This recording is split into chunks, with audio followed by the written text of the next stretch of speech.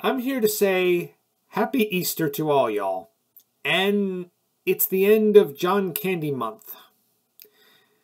John, don't get me wrong, liked being funny, but he wanted to prove he could do more than just get laughs. He wanted to show he can pull off a real dramatic performance. Now, in some of his films, like Splash, even though that was a comedy and he plays a funny character, there is one scene with Tom Hanks that he does show a dramatic moment. And in films like Planes, Trains, and Automobiles and Only the Lonely, he does show he could pull off dramatic moments perfectly. And he did have a small role in the film JFK. And apparently, Kevin Costner liked working with John Candy because in the film Draft Day, he pays tribute to him in one scene.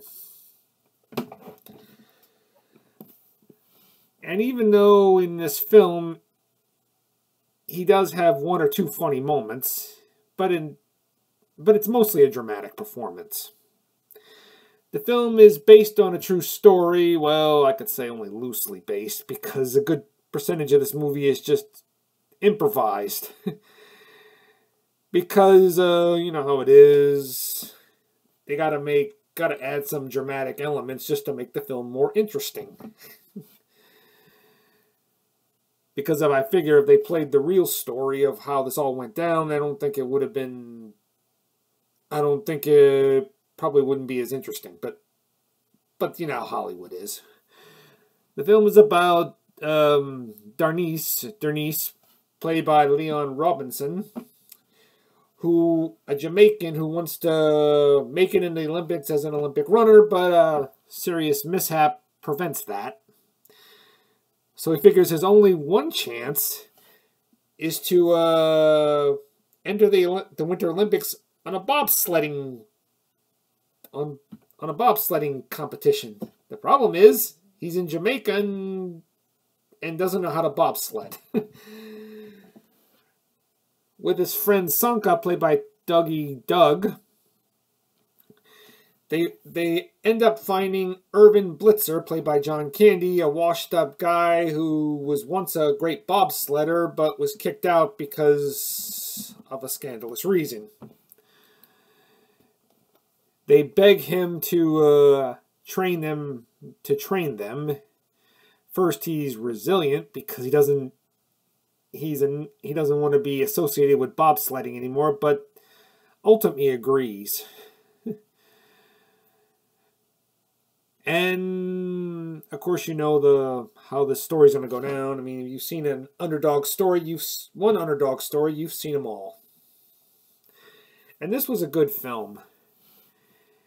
I know they had to add a few comedic moments because it's a Disney film. They figure, we gotta be as light on its feet as it can. And it's Dougie Doug who mostly provides the big laughs here as Sanka.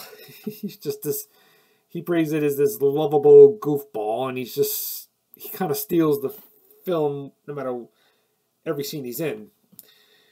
And when John Candy's in scenes, he really shines with his intensity. I mean, he really shows, first, he doesn't want to be associated with these guys, but then once he gets to know them more, I think he really starts to believe in their potential as a team, and he really pulls them together to work as one, and he does it so well. Leon Robinson was good as Darnice, and so is Malik Yoda as Yul Brynner, the guy who just wants to prove he could be something and not wants to get off the island of Jamaica, but he doesn't like his teammates at first, but then he sort of warms up to them as the film goes on. And I gotta say, the bobsledding scenes are good, and I wish John Candy was nominated for an Oscar because he really pulls off those elements of drama so well. I mean, it's a shame this was his last great role because he really shows he's more than just being a comedian. So I give Cool Runnings a 9 out of 10. See you later and have a happy Easter.